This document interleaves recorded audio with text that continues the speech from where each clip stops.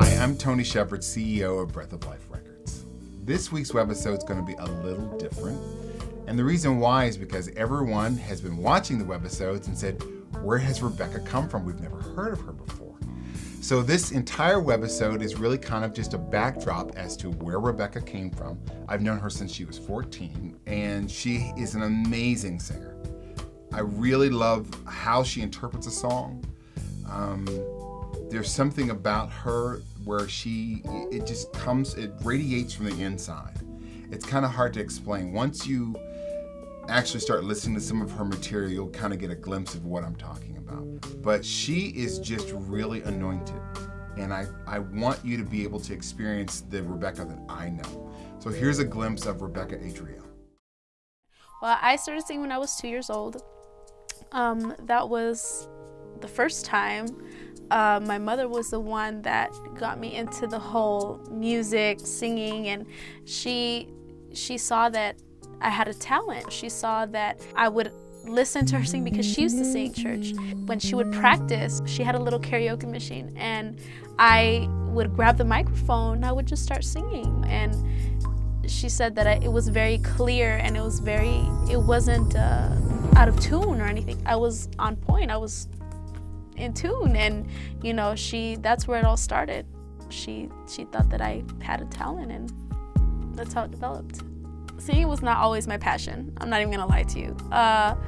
My mother would pay me to sing sometimes. She would force me, basically, and it got to the point where I loathed singing. I loved music, you know, but I loathed singing because my mom was always hounding me. You know, she would always want to show me off to people, and oh, you know, sing something for so-and-so, sing, you know.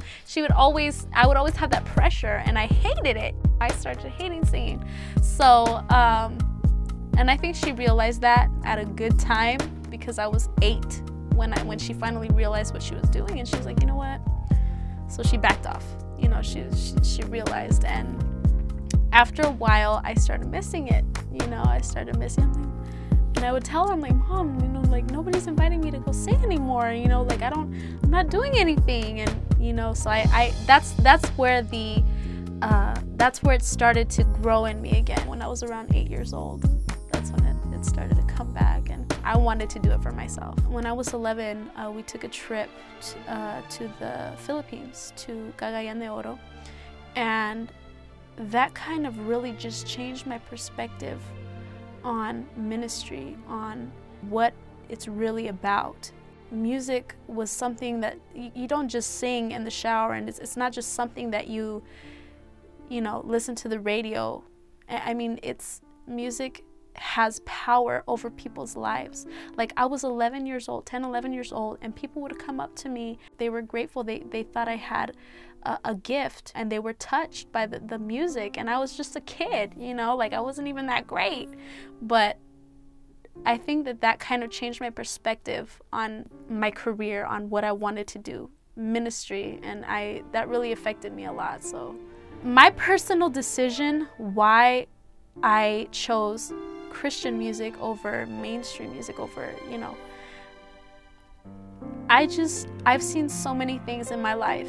I mean, my short life, you know, I'm still young, you know, don't get me wrong, I don't think I know everything, but, you know, I've seen a lot of things, and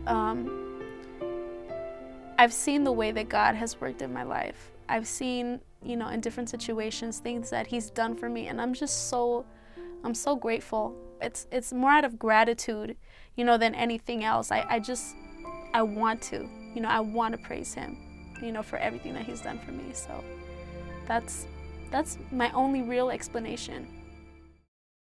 Here at Breath of Life, we're going to do an artist series. And this artist series, if we've talked about artists and the artistry of people like Shalea and Chris Willis and various other people, Nika Sampson, what we want to do is we want to strip down without all the accoutrement that comes with modern production, and we want the artist to shine through.